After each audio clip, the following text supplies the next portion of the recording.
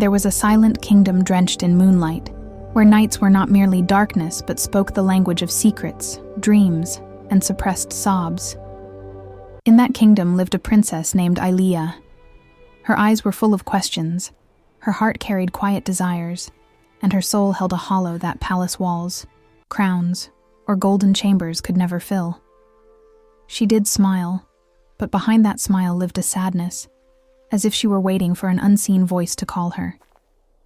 Behind the palace lay an ancient garden, overflowing with flowers. Yet it was no ordinary garden. People said it was alive, that it could hear, feel, and reveal its true self only to those with sincere hearts. The moment Ailiya stepped into it, the wind would change its direction, flowers would bow gently, and the fragrance would grow deeper. The garden knew her, for her loneliness and her silent prayers had long been absorbed into its soil. Every night, when the palace fell asleep, Ailiya would quietly come to the garden. When moonlight touched her face, it felt as though time had stopped. Sitting among the flowers, she would look up at the sky and wonder whether somewhere in the world there was another heart beating with the same loneliness at that very moment.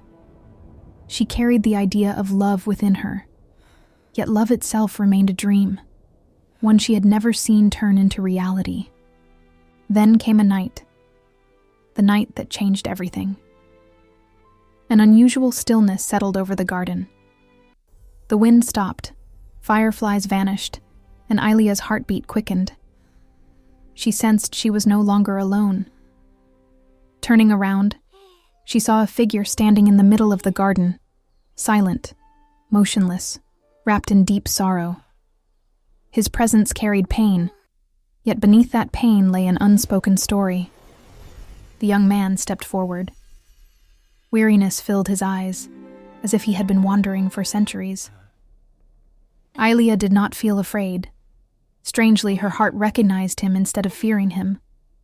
In a soft voice, she asked who he was. The answer was a single name, Arian. That name carried weight, as if it were not just a name but a punishment. They spoke little that night, yet even the silence was screaming. After Arian left, Ailiya stood there for a long time, and it felt as though the garden chose to remember that moment. The next night, Arian returned, and then every night after that. They talked, sometimes laughed, sometimes remained silent, and sometimes simply felt each other's presence.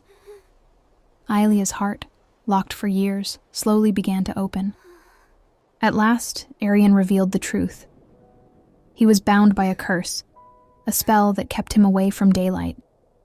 He felt alive only at night, and this garden was the only place where he felt whole. Ailiya listened to his words, but her heart had already decided. She did not see Arian as a problem, but as a human being, broken, yet honest. As their meetings grew, the garden began to change. Withered flowers bloomed again, the wind softened, and the nights became brighter than before. But happiness never lingers too long. One night, Arian did not come. Ailiya waited for hours, but the garden remained silent. He did not come the next night either, and this time, sadness crept into the garden's fragrance. By the third night, Ailiya was shattered. She placed her hand on the garden's oldest tree, and for the first time, her voice trembled. She said that if love truly meant something, it should not be turned into a trial.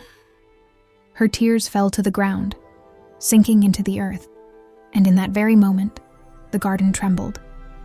Even today, people say that the garden still exists, and if someone goes there at night with a quiet heart, the winds whisper. They say that if love is true,